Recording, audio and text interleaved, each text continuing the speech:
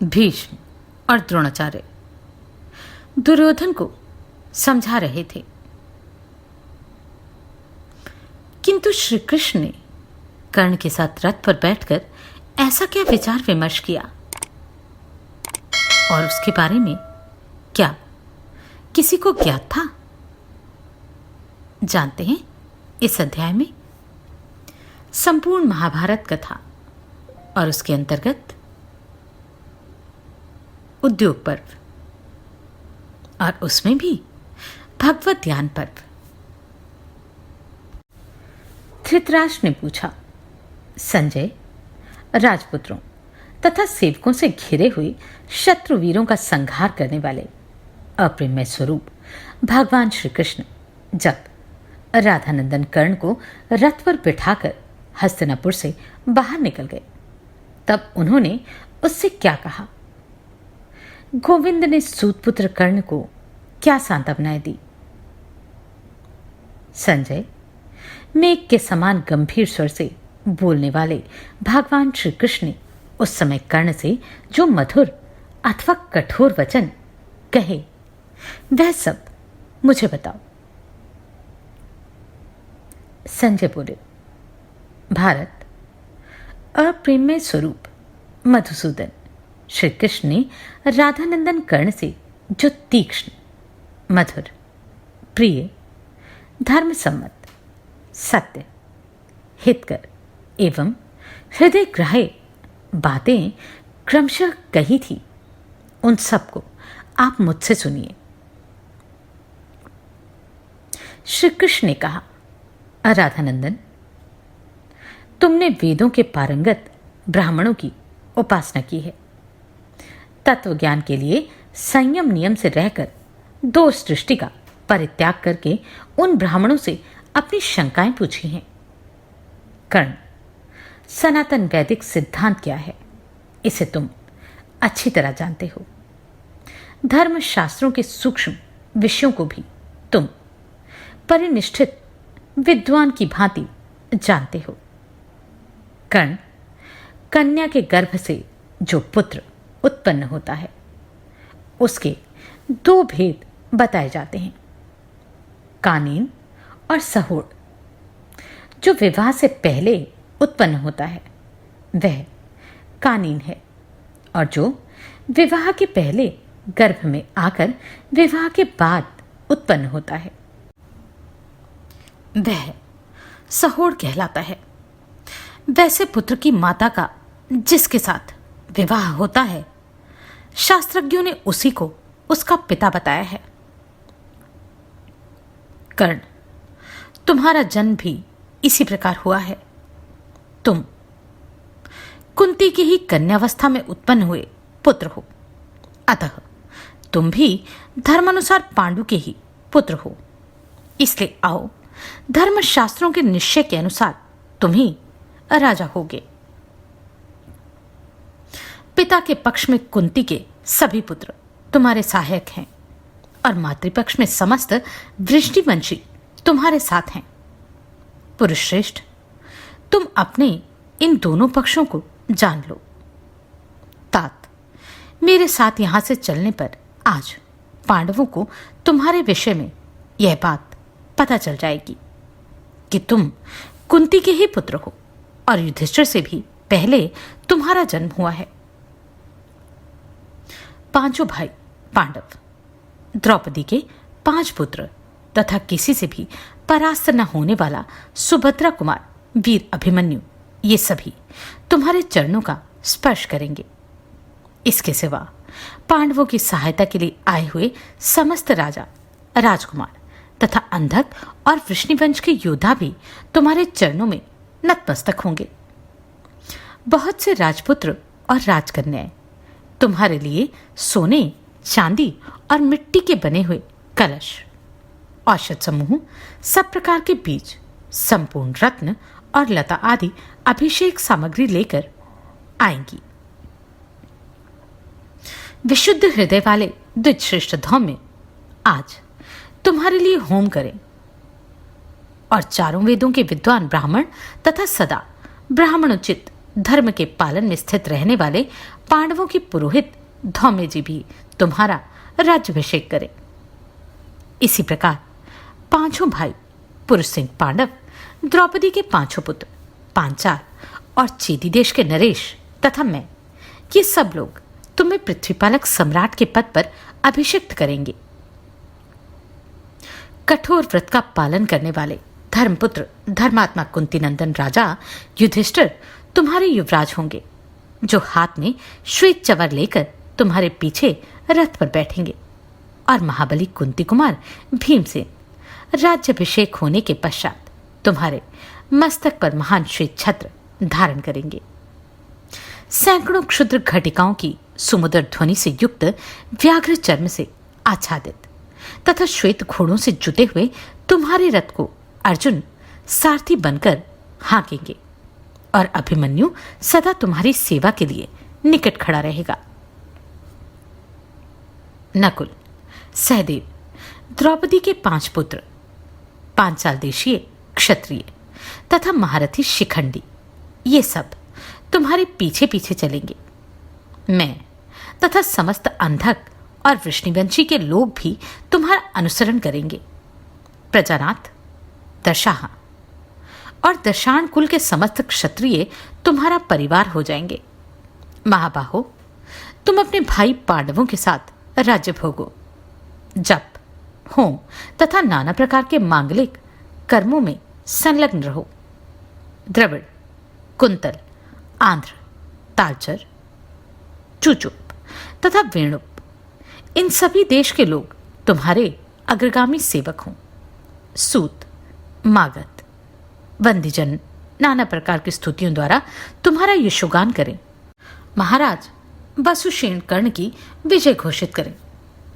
कुंती कुमार, नक्षत्रों से घिरे हुए चंद्रमा की भांति तुम अपने अन्य भाइयों से घिरे रहकर राज्य का पालन और कुंती को आनंदित करो।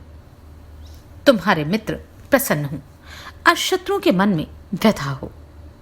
कर्ण, आज से अपने भाई पांडवों के साथ तुम्हारा एक अच्छे बंधु की भांति स्नेहपूर्ण बर्ताव हो। कर्ण ने कहा, केशव, आपने सौहार्द, प्रेम, मैत्री और मेरे हित की इच्छा से जो कुछ कहा है वह निसंदेह ठीक है। श्री कृष्ण, जैसा कि आप मानते हैं, धर्मशास्त्रों के निर्णय के अनुसार मैं धर्मतः पांडु का ही पुत्र हूं। इन सब बातों को मैं अच्छी तरह जानता और समझता हूं। जनार्दन, कुंती ने कन्यावस्था में भगवान सूर्य के संयोग से मुझे गर्भ में धारण किया था और मेरा जन्म हो जाने पर उन सूर्यदेव की आज्ञा से ही मुझे जल में विसर्जित कर दिया था। श्री कृष्ण, इस प्रकार मेरा जन्म हुआ है, अतः मैं धर्मतः पांडु का ही पुत्र हूं। परंतु कुंती देवी ने मुझे इस तरह त्याग दिया जिससे मैं सकुशल नहीं रह सकता था। मधुसूदन, उसके बाद अधिरथ नामक सूत मुझे जल में देखते ही निकालकर अपने घर ले आए और बड़े स्नेह से मुझे अपनी पत्नी राधा की गोद में दे दिया। उस समय मेरे प्रति अधिक स्नेह के कारण राधा के स्तनों में तत्काल दूध उतर आया। माधव, उस अवस्था में उसी ने मेरा मलमूत्र उठाना स्वीकार किया। अतः सदा धर्मशास्त्रों के श्रवण में तत्पर रहने वाला मुझ जैसा धर्मज्ञ पुरुष राधा के मुख का ग्रास कैसे छीन सकता है? उसका पालन पोषण न करके उसे त्याग देने की क्रूरता कैसे कर सकता है? अधिरथ सूत भी मुझे अपना पुत्र ही समझते हैं और मैं भी सौहार्दवश उन्हें सदा से अपना पिता ही मानता हूं। माधव, उन्होंने मेरा जातकर्म आदि संस्कार करवाए हैं तथा जनार्दन, उन्होंने ही पुत्र प्रेमवश शास्त्रीय विधि से ब्राह्मणों द्वारा मेरा वसुक्षेण नाम रखवाया। श्री कृष्ण, मेरी युवावस्था होने पर अधिरथ ने सूत जाति की कई कन्याओं के साथ मेरा विवाह करवाया। अब उनसे मेरे पुत्र और पौत्र भी उत्पन्न हो चुके हैं। जनार्दन, उन स्त्रियों में मेरा हृदय काम भाव से आसक्त रहा है। गोविंद, अब मैं संपूर्ण पृथ्वी का राज्य पाकर सुवर्ण की राशियां लेकर अथवा हर्ष या भय के कारण भी वह सब संबंध मिथ्या नहीं करना चाहता। श्री कृष्ण, मैंने दुर्योधन का सहारा पाकर धृतराष्ट्र के कुल में रहते हुए 13 वर्षों तक अकंटक राज्य का उपभोग किया है। वहां मैंने सूतों के साथ मिलकर बहुत से यज्ञों का अनुष्ठान किया है तथा उन्हीं के साथ रहकर अनेक अनेक कुल धर्म एवं वैवाहिक कार्य संपन्न किए हैं। वृष्णिनंदन श्री कृष्ण, दुर्योधन ने मेरे ही भरोसे हथियार उठाने तथा पांडवों के साथ विग्रह करने का साहस किया है। अतः अच्युत, मुझे द्वैरथ युद्ध में सव्यसाची अर्जुन के विरुद्ध लोहा लेने तथा उनका सामना करने के लिए उसने चुन लिया है। जनार्दन, इस समय मैं वध, बंधन, भय अथवा लोभ से भी बुद्धिमान धृतराष्ट्र पुत्र दुर्योधन के साथ मिथ्या व्यवहार नहीं करना चाहता। ऋषिकेश, अब यदि मैं अर्जुन के साथ द्वैरथ युद्ध ना करूं तो यह मेरे और अर्जुन दोनों के लिए अपयश की बात होगी।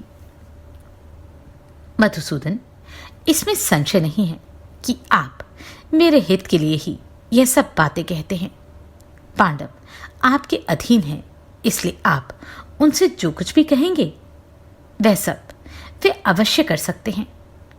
परंतु मधुसूदन, मेरे और आपके बीच में जो ये गुप्त परामर्श हुआ है उसे आप यहीं तक सीमित रखें। यादव नंदन, ऐसा करने में ही मैं यहां सब प्रकार से हित समझता हूं।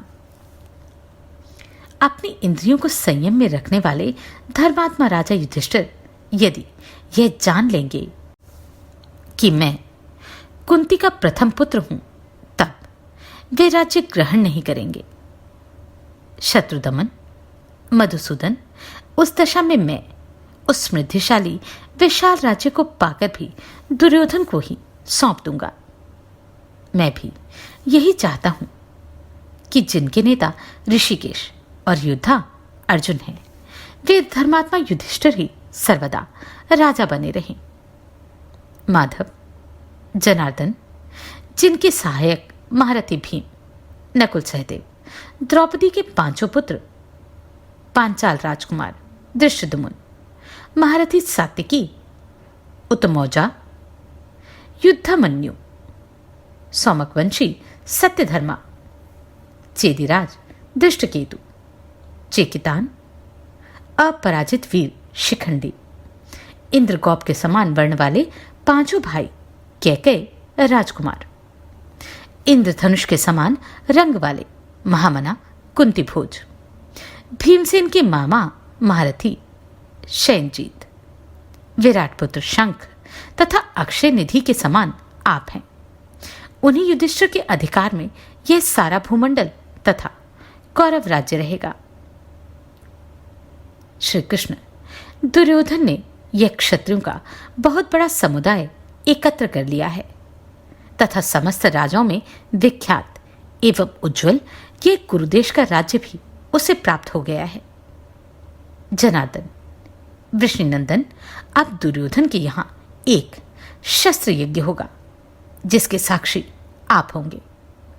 श्री कृष्ण, इस यज्ञ में अधर्वियों का काम भी आपको ही करना होगा। कवच आदि से सुसज्जित कपिध्वज अर्जुन इसमें होता बनेंगे। गांडीव धनुष श्रुवा का काम करेगा और विपक्षी वीरों का पराक्रम ही हवनीय घृत होगा। माधव, सव्यसाची अर्जुन द्वारा प्रयुक्त होने वाले ऐन्द्र, पाशुपत, ब्राह्य और स्थूणाकर्ण आदि अस्त्र ही वेद मंत्र होंगे। सुभद्रा कुमार अभिमन्यु भी अस्त्र विद्या में अपने पिता का ही अनुसरण करने वाला अथवा पराक्रम में उनसे भी बढ़कर है। वह इस शस्त्र यज्ञ में उत्तम स्तोत्रगान अर्थात उद्गात कर्म की पूर्ति करेगा। अभिमन्यु ही उद्गाता और महाबली नरश्रेष्ठ भीमसेन ही प्रस्तोता होंगे, जो रणभूमि में गर्जना करते हुए शत्रु पक्ष के हाथियों की सेना का विनाश कर डालेंगे। वे धर्मात्मा राजा युधिष्ठिर ही सदा जप और होम में संलग्न रहकर इस यज्ञ में ब्रह्मा का कार्य संपन्न करेंगे।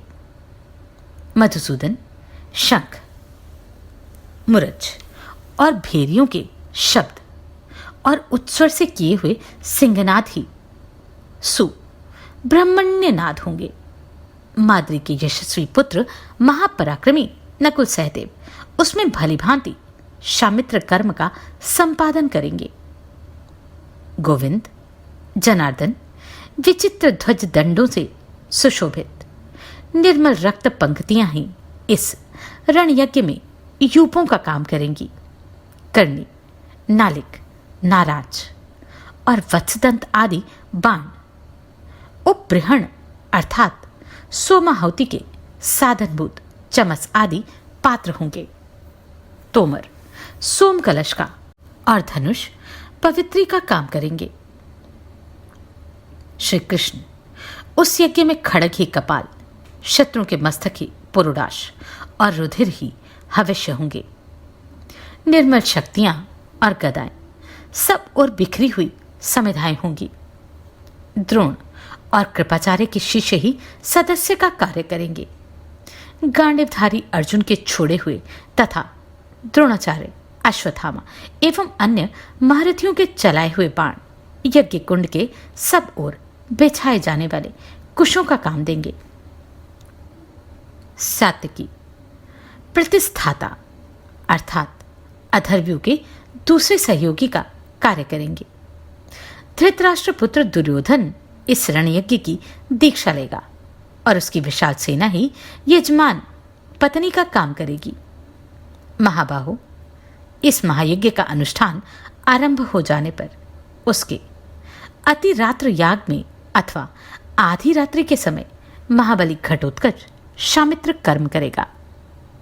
श्री कृष्ण जो क्षोत्र यज्ञ के आरंभ में ही साक्षात अग्निकुंड से प्रकट हुआ था, वह प्रतापी वीर धृष्टद्युम्न इस यज्ञ की दक्षिणा का कार्य संपादन करेंगे। श्री कृष्ण, मैंने जो धृतराष्ट्र पुत्र दुर्योधन का प्रिय करने के लिए पांडवों को बहुत से कटु वचन सुनाए हैं, उस अयोग्य कर्म के कारण आज मुझे बड़ा पश्चाताप हो रहा है। श्री कृष्ण, जब आप सव्यसाची अर्जुन के हाथ से मुझे मारा गया देखेंगे, उस समय इस यज्ञ का पुनिश्चित कर्म अर्थात यज्ञ के अनंतर किए जाने वाला चयनारंभ संपन्न होगा। जब पांडुनंदन भीमसेन सिंहनाद करते हुए दुशासन का रक्तपान करेंगे, उस समय इस यज्ञ का सुत्य कर्म पूरा होगा। जनार्दन जब दोनों पांचाल राजकुमार धृष्टद्युम्न और शिखंडी द्रोणाचार्य और भीष्म को मार गिराएंगे, उस समय इस रणयज्ञ का अवसान अर्थात बीच बीच में होने वाला विराम कार्य संपन्न होगा। माधव जब महाबली भीमसेन दुर्योधन का वध करेंगे, उस समय धृतराष्ट्र पुत्र का प्रारंभ किया हुआ यह यज्ञ समाप्त हो जाएगा। केशव जिनके पति, पुत्र और संरक्षक मार दिए गए होंगे, वे धृतराष्ट्र के पुत्रों और पौत्रों की बहुएं जब गांधारी के साथ एकत्र होकर कुत्तों, गिद्धों और क्रूर पक्षियों से भरे हुए सम्रांगण में रोती हुई विचरेंगी, जनार्दन वही उस यज्ञ का अभृत स्नान होगा। क्षत्रिय शिरोमणि मधुसूदन, तुम्हारे इस शांति स्थापन के प्रयत्न से कहीं ऐसा ना हो कि विद्यावृद्ध और वयोवृद्ध क्षत्रियगण व्यर्थ मृत्यु को प्राप्त हों, युद्ध में शस्त्रों से होने वाली मृत्यु से वंचित रह जाएं। केशव, कुरुक्षेत्र तीनों लोकों के लिए परम पुण्यतम तीर्थ है। यह समृद्धिशाली क्षत्रिय समुदाय वहीं जाकर शस्त्रों के आघात से मृत्यु को प्राप्त हो। कमलनयन, वृष्णिनंदन, आप भी इसकी सिद्धि के लिए ही ऐसा मनोवंचित प्रयत्न करें, जिससे यह सारा का सारा क्षत्रिय समूह स्वर्गलोक में पहुंच जाए। जनार्दन, जब तक ये पर्वत और सरिताएं रहेंगी, तब तक इस युद्ध की कीर्ति कथा अक्षय बनी रहेगी। वाष्णेय, ब्राह्मण लोग क्षत्रियों के समाज में इस महाभारत युद्ध का, जिसमें राजाओं के सुयश रूपी धन का संग्रह होने वाला है, वर्णन करेंगे। शत्रु को संताप देने वाले केशव, आप इस मंत्रणा को सदा गुप्त रखते हुए ही कुंती कुमार अर्जुन को मेरे साथ युद्ध करने के लिए ले आवें। संजय कहते हैं, राजन, विपक्षी वीरों का वध करने वाले भगवान केशव कर्ण की उपर्युक्त बात सुनकर ठट्ठाकर हंस पड़े और मुस्कुराते हुए इस प्रकार बोले, कर्ण, मैं तो राज्य की प्राप्ति का उपाय बता रहा हूं। जान पड़ता है वह तुम्हें ग्राह्य नहीं प्रतीत होता। तुम मेरी दी हुई पृथ्वी का शासन नहीं करना चाहते।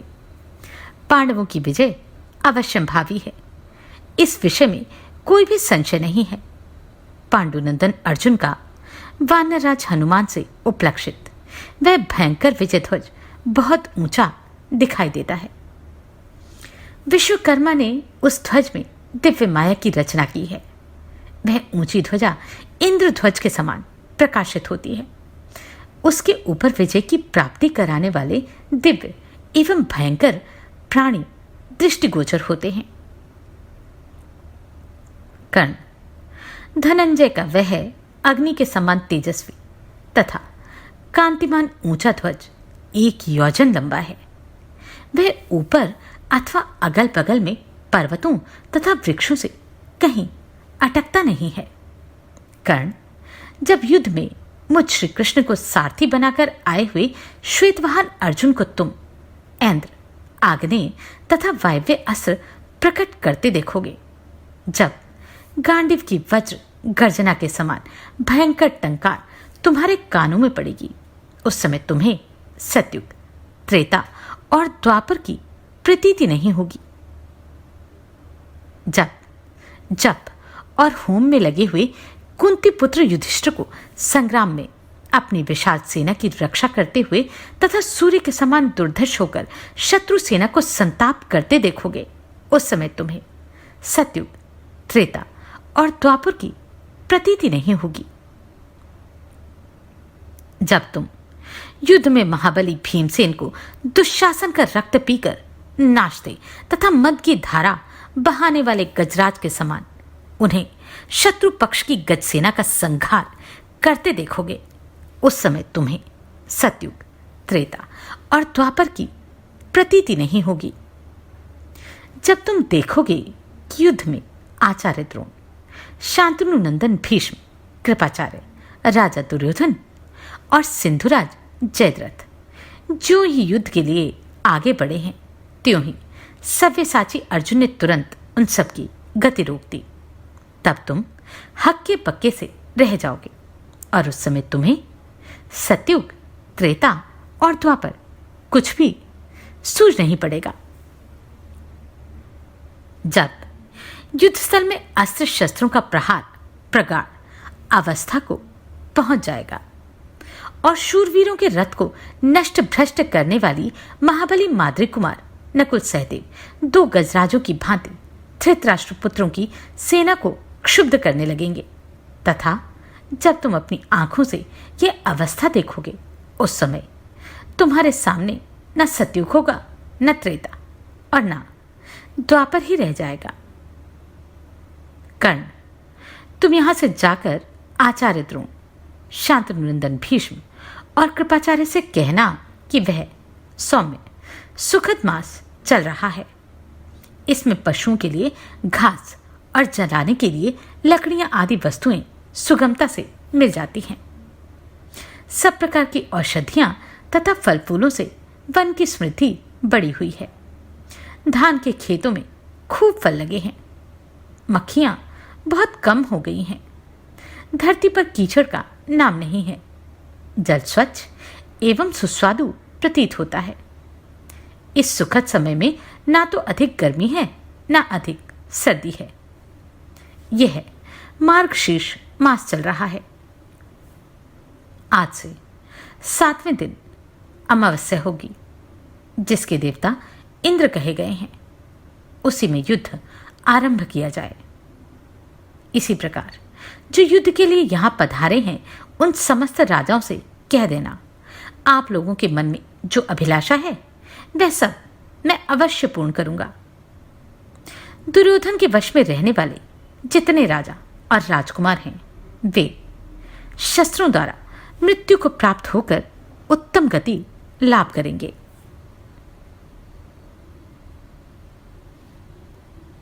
तो कर्ण भी पांडवों की विजय ही चाहते थे।